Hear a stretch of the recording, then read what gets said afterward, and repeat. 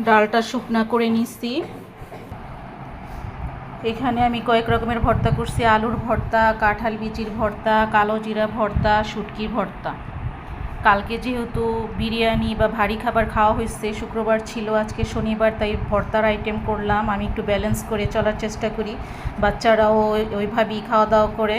ওদের কোনো নাই যে আজকে মুরগি মাংস এই সেই গরু খাইতে হবে, এই মাছ না ওই মাছ, আমি যেভাবে করি ওইভাবেই খাবে। আজকে ভর্তা দিয়ে আমার বাচ্চারা ভাত খাবে, তাদের জন্য আলাদা কোনো আইটেম করা হবে না। এই ভর্তা দিয়ে আর ওই শুকনা ডাল করেছি, এই ডাল দিয়ে আজকে শনিবার খাওয়া দাওয়া হবে।